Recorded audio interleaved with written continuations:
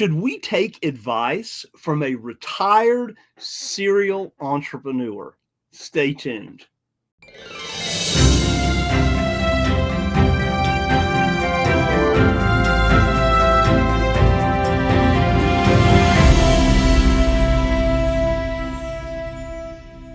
Well, welcome to this week's edition of NoteSchool TV, where every week at 11:05 Central Time on Wednesdays, we go live. And well, this week we have an amazing guest. She just is amazing, and we'll talk about her in just a few minutes. And we've got some amazing content as well. We'll do some housekeeping real quick. Number one, make sure and like this episode. Yep, just click that like button, and make sure to share this with your friends and everybody you know. Just share it, and it's a very inspirational story today. And also, if you have not already subscribed to the NoteSchool TV channel, make sure and do that as well. We're coming up on our 4-year anniversary, so we'll have a special show for that. And then also make sure and hit that bell notification. Yep, go ahead and hit it, bing, so that you will be notified right before we go live every week. When? At 11:05 Central Time. And also keep your questions coming in, your questions and comments. Guys, we enjoy hearing from you. We'd like to read those, and just share with us what's going on in your marketplace or whatever you have to say. Okay. And then finally, if you would like to know more about what we do at NoteSchool, simply go to noteschool.com/TV. Again, noteschool.com/TV. And with that, we're going to bring up the news. So home listings are up more than 60% in some cities. Before we get to where, from Investors Business Daily, listings in August were up 36% compared with the same month last year, and that is according to Realtor.com. The growth in supply is due to the fact that homes on the market a little longer. We'll talk about those numbers in a sec. And while supply is increasing in most cities, some like Tampa, Florida, and San Diego, California are seeing huge gains. So let's look. So Tampa, Florida's inventory is up more than 90% compared to a year ago. San Diego is up 80%. Miami, 72%. Seattle, 69%. And Denver at 67%. So quite an increase. And obviously we are seeing huge increases here in Florida. Average in Florida is about 66%. And yeah, it's a big increase. And you can then see regionally active listings in the South are up 46%, 35.7 in the West, 23.8 in the Midwest, and 15.1 in the Northeast. And houses spent an average of 53 days on the market in August, which is an increase of about 7 days from a year ago. So we are also anticipating what the Fed is going to do here in about an hour when Chairman Powell will announce whether we have a 0.25%, 25 basis point raise in or lowering in the Fed funds rate, or 50 basis points, or 0.5%. Now that will affect. There will be a trickle down effect for mortgage interest rates. Today's current rate is about 6.5. The Fed fund rate is about 5.33 right now. And what the 10-year T-bill is at 3.6 right now. So the effective piece on that will be what we see the 10-year T-bill, which is what really mortgages are priced off of that. So it will be something less than the average rate of 6.5 today, but and the markets are starting to price that in already. So interesting things going on. So we'll see where it goes. Everybody is saying, is it a half or is it a quarter? So we'll see. All right. With that, Eddie is not with us this week. He is in California, Collective Genius. And so he's out there doing that, keeping that vision moving forward. So, well, I'm going to drop off the slides here, and we will jump right into our guest today. All right. So it is my distinct pleasure today to bring on a school student and just an amazing lady who is a serial entrepreneur, Miss Virginia Rogers. Howdy. How are you this morning, Miss Virginia? I'm doing great. How are you? You are an inspiration to me and to so many others. And, we're just happy to have you on that. Have we had you on before? Nope, never been on before. That's what I thought. And I don't know why it's taken us so long to get you on here. But we're here now, and we're going to have a little fun for the next few minutes as we get to know Miss Virginia. So when did you join NoteSchool, Virginia? I think it was in either January or February of 2016. Right. So we're a little over 8 years, right? So we'll talk a little about that journey in just a few minutes. And where do you currently live? Austin, Texas. Actually, I live in Pflugerville, but nobody knows where Pflugerville is. Nobody knows. So I say Austin just because it's easier. Exactly. Well, Austin has been an interesting market over the last 4 or 5 years, hasn't it? Very much so.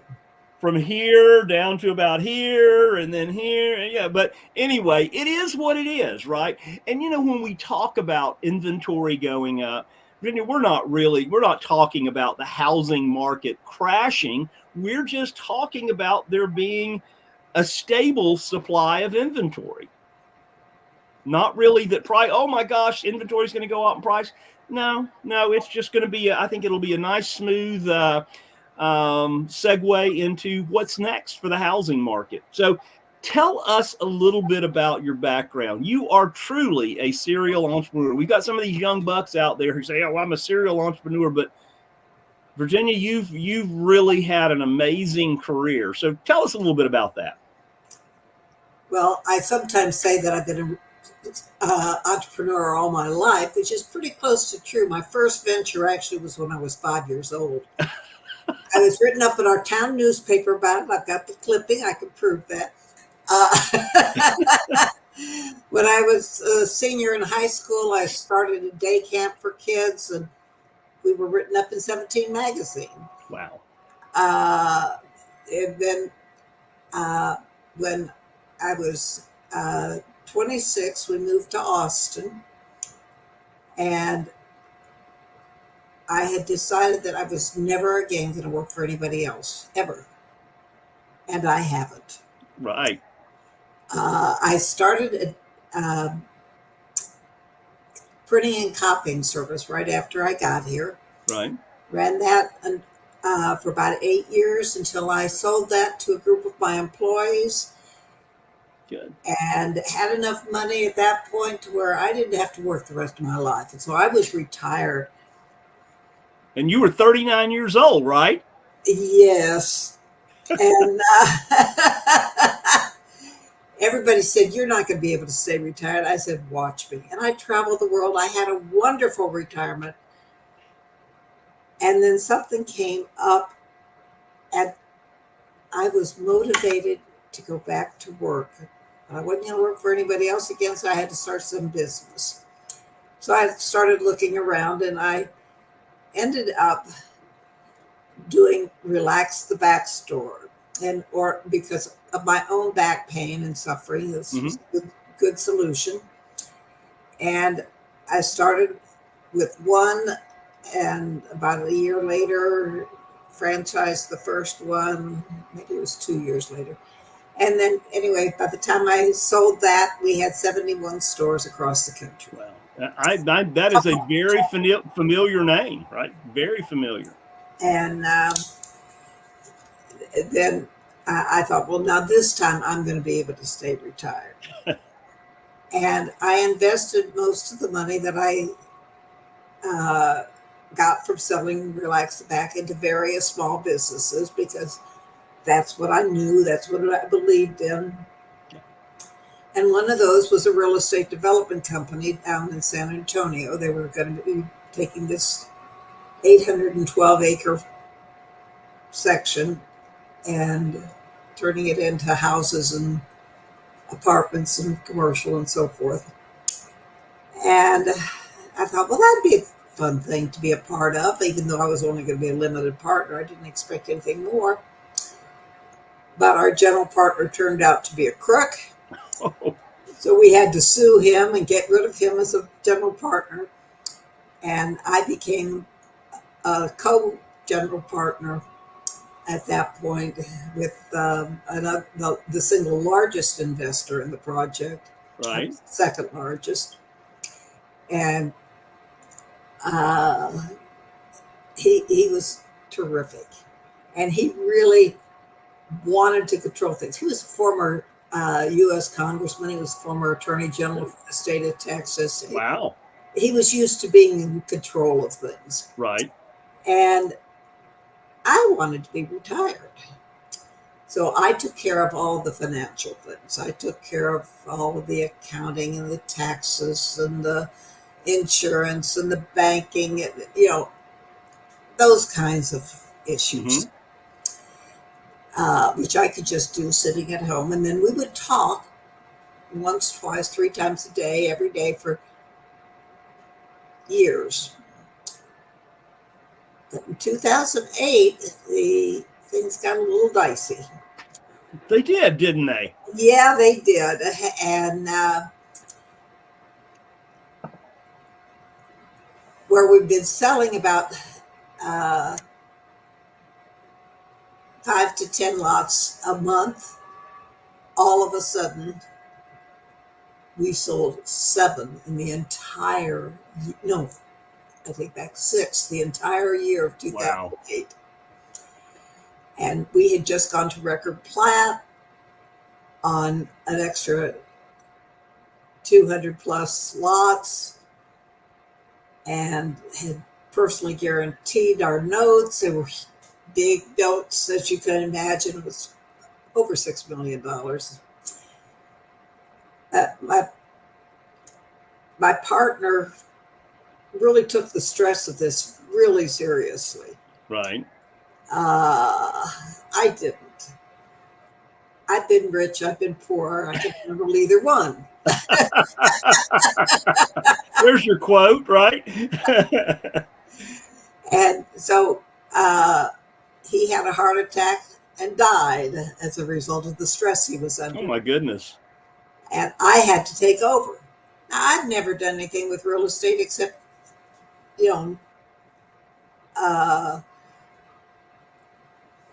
buying my own house and then being a limited partner and then right. supposedly a general partner on this one, but I wasn't expecting to ever do anything in the real estate. I had to take over everything. So it was really baptism by fire. The worst time in the world to come into a business where I was going to have to start learning from scratch when there were this big project. Mm-hmm.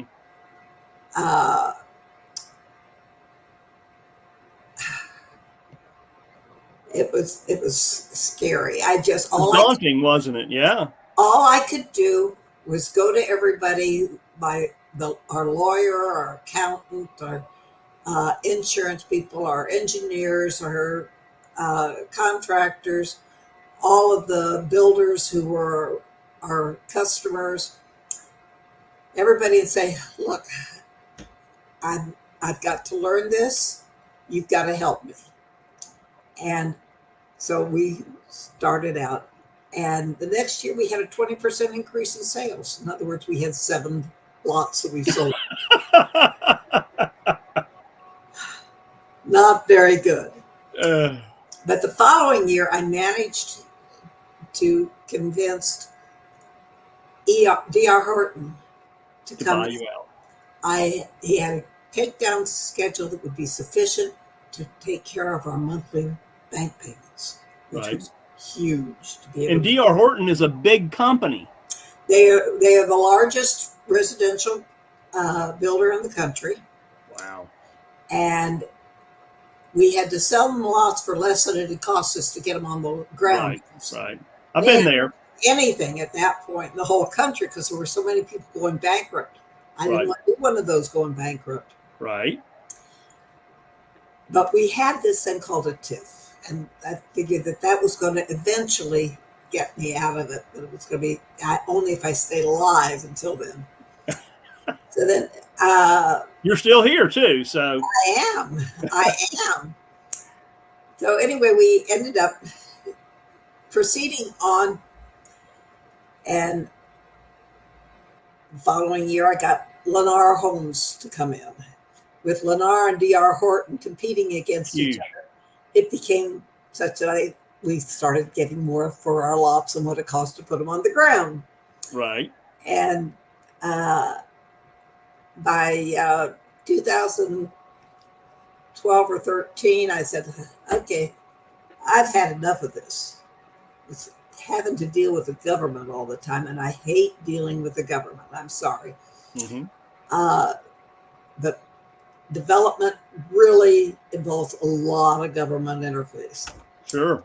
And so I said, I've got to get out of this. I got to sell it. So I put something on LinkedIn about wanting to sell this subdivision. Right. And I had somebody from Texas contact me. And in 2014, I sold the 99% of the business Right. to this group out of Florida. And the only advertising I ever did for it was on LinkedIn. So you went, boy, did I ever. And the deal that I had is that I would get, we got enough money at the time of the sale so that all the partners got back the money that they had invested. Good. And enough so that if they've been getting interest every year at 10%, they got that. So that's amazing. That's amazing, Virginia. But then we got this residual on the TIF, if the TIF ever really started paying off. Right. At that point, it had only made one payment, and it was a couple $1,000s. Right. But we were supposed to get all of the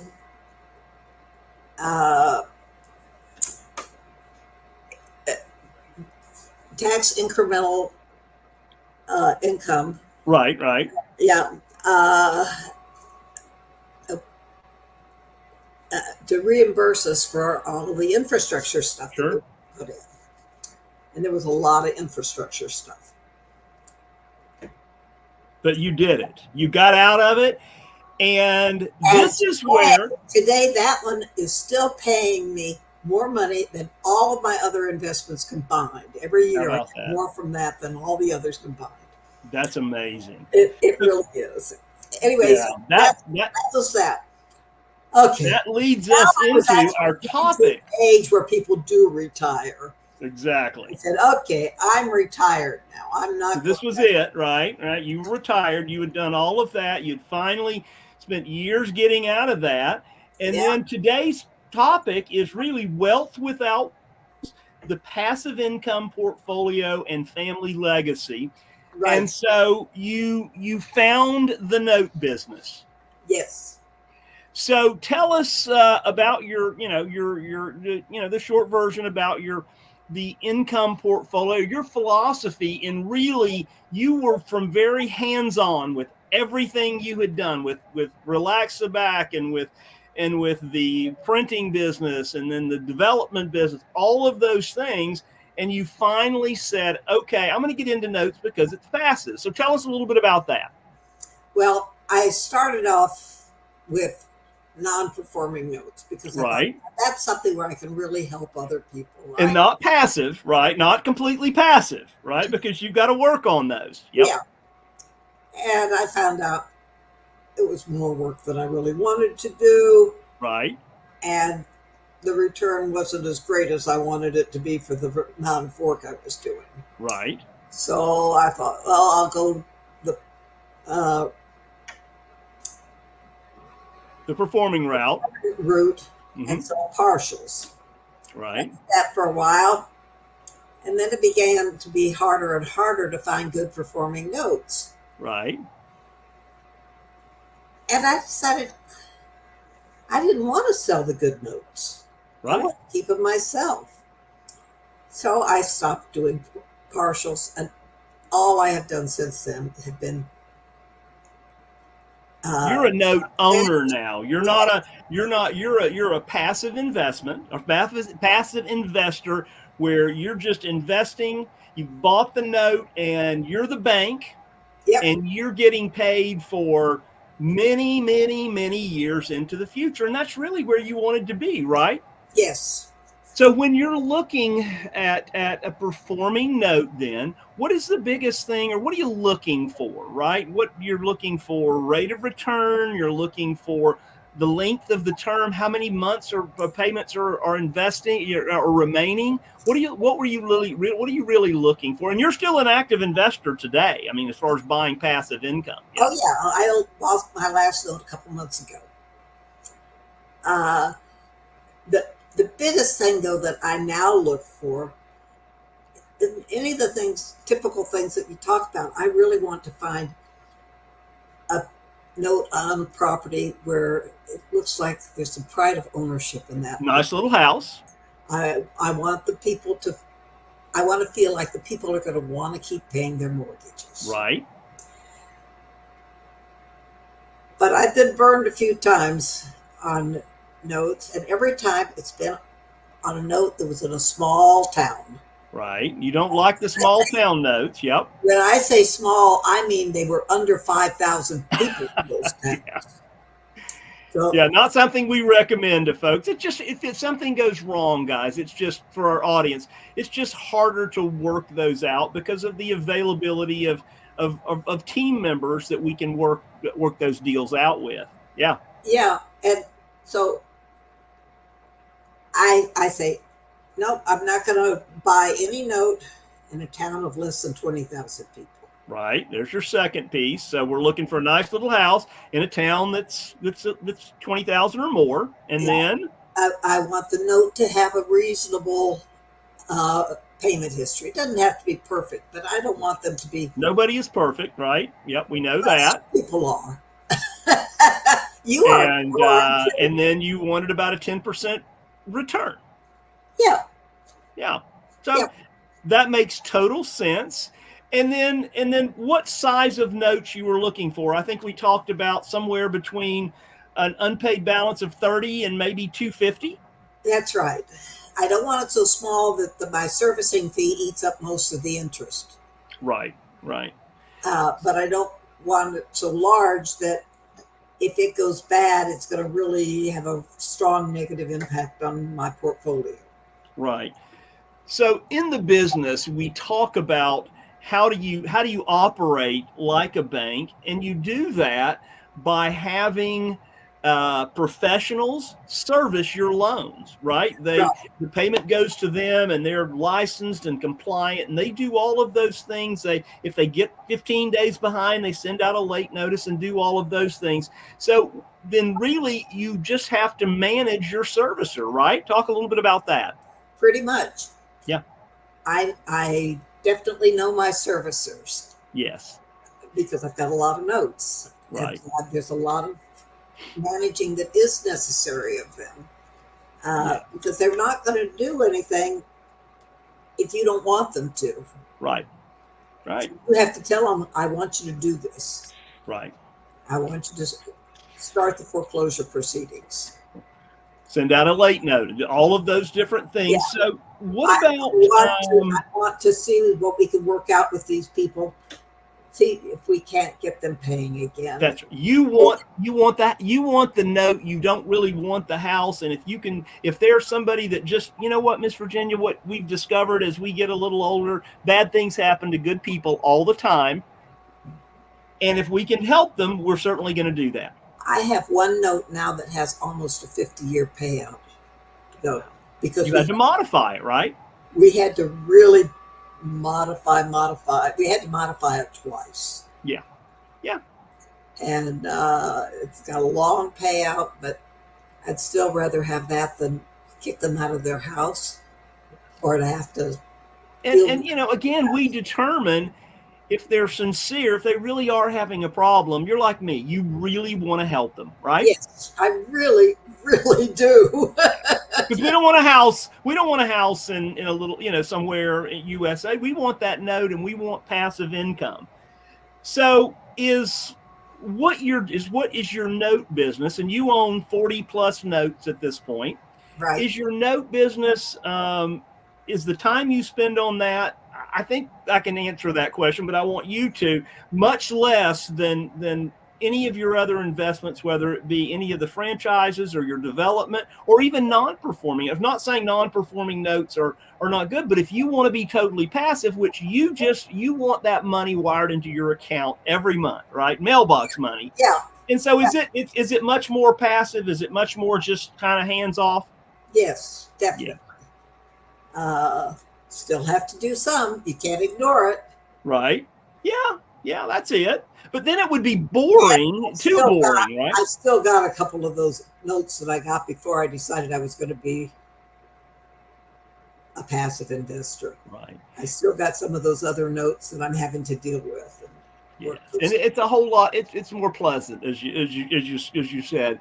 So as your portfolio has grown with notes, you use your funds that you don't. And here's the thing, guys. Part of the note business, and Miss Virginia was talking about this as we started, and about you can go out and you've heard us talk about on NoteSchool TV for almost 4 years now that you can buy a note and sell a piece of it, right? But really, what you wanted to do was you just wanted to be the bank. You didn't want to have to go out and raise capital from other investors or look for. You just wanted to buy it and receive that monthly payment. Is that really the truth? And can you really do that? Yes. I like getting thousands of dollars every month coming into my mailbox. That's right. So, and you did make the comment too, as we were talking earlier, you want your minimum payment, knowing that, a little house may have a $400 monthly payment on it. You like for your payments to be between what? Anywhere from $400 up. I've got notes that have payments of almost $3,000 a month. I've got notes that have, well, I've actually still got one note that's got less than $200 a month, but I'm trying not. I don't buy any that are going to be like that anymore. Yeah. And you're still investing. You're still investing as you're out there doing it. Right. So notes keep paying off, and when they pay off, they do. And then and I saw where you've bought a couple in the last few months. Yeah. Yeah. Yep. So you've been investing in notes now for several years. Is there anything that you would do differently if you were starting over today, as far as where you started in 2016? What advice or what have you learned that you said, okay, knowing what I want to do and what I really wanted to do, what would you do differently? Well, I wouldn't do the non-performing notes because of what I want to accomplish. Right. I wouldn't even try the non-performing. Right. That doesn't mean I don't think non-performing is great for a lot of people. That's right. Not for me. Right. And then the second thing is that when the performing notes are plentiful, which they were back in 2016, yes. I still wish I had bought a whole lot more of them then. Right. I would love to buy 20 notes today if I could find notes of the quality that I could find them for, the pricing and so forth that I could back in 2016. Exactly. And Virginia, Eddie is out there working every day sourcing notes, and he's doing a great job, by the way. He's pulling them in, and we appreciate what he's doing that. So tell me, really, what's your why in all of this? Why are you still out there, investing, and why? Is it a family legacy? Tell us a little bit about that. First, I love business, and I can't imagine ever. I finally have recognized that I will never fully 100% retire. No, me either. But I love doing it. But I want to leave something worthwhile to my kids and to my grandkids. I've got 5 grandkids. I have 1 grandson. My grandson is the only one of the 5 who's really interested in what I'm doing and what I've done. Right. And he has gotten really interested in real estate. And he's come with me now to Note Expo. He'll be coming again to Note Expo this year. I want to educate them and make it such that they can move forward with their lives doing what they really want to do. Right. But I know that my son and my daughter have both got careers that they love. Right. And they don't really want to get into real estate, Right. into real estate notes. Now, as long as they're passive or pretty much passive, then that's fine. But they don't want to do the other. Right. So I'm trying to build a portfolio that will be an easy thing for them to continue on with and have an income stream. I don't want them to just get a whole lot of money. You know, one of my first mentors, Virginia, told me back when I first started in the early 90s, she said, remember, money has an end, but cash flow is continuous. Yeah. And that's what I want to leave them with: cash flow, with the ability to do things. And I'm bringing them to Note Expo too. So yeah. That. So they're coming. And how old is your grandson that he was there last year? How old is he now? He's 20 now. 20 now. Wow, that's amazing. And so one of the questions I'd ask you, as we talked about before this, so what advice would you give anybody in the audience as far as, you know, knowing what a lot of folks do is I'll get around to it, right? What kind of advice would you give those folks? First, do it. Yeah. Don't just keep putting it off. Yeah. If you've spent the time and the money to learn this stuff, start applying it. You're never going to learn it as well as you will once you're doing it. Right. So do it. Yeah. It's you're going to lose on something. Right. Have that you're losing on be something that you're going to learn from. Right. And as you go forward, it's fun, and enjoy the ride.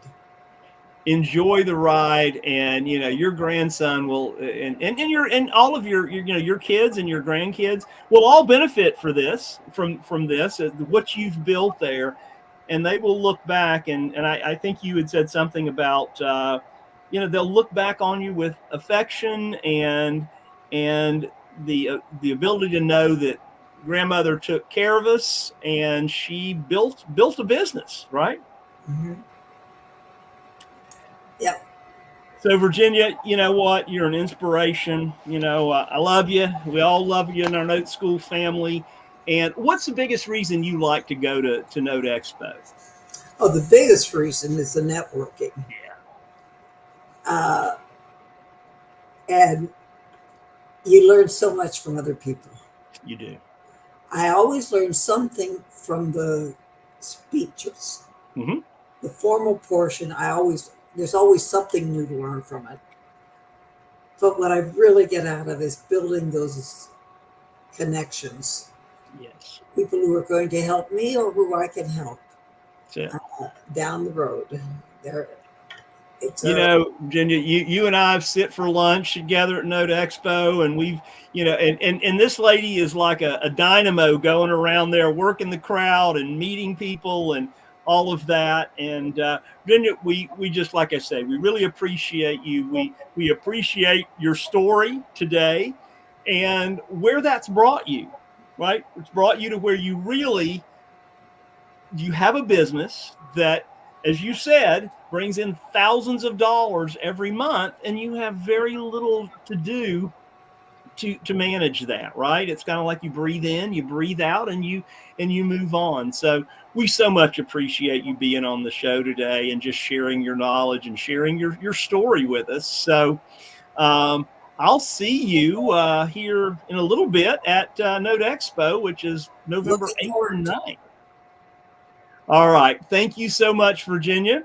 I'm going to take us and wrap us up here. So, guys, we have wrapped up another edition of NoteSchool TV. Again, Virginia is she's an inspiration to so many, and she has helped so many people as well get started, giving them advice and all of that. So I think our teaser today about, should we take advice from a serial entrepreneur? Yes, we sure should. Someone that's been around and has done many things and finally found what she really wanted, which was passive income in notes.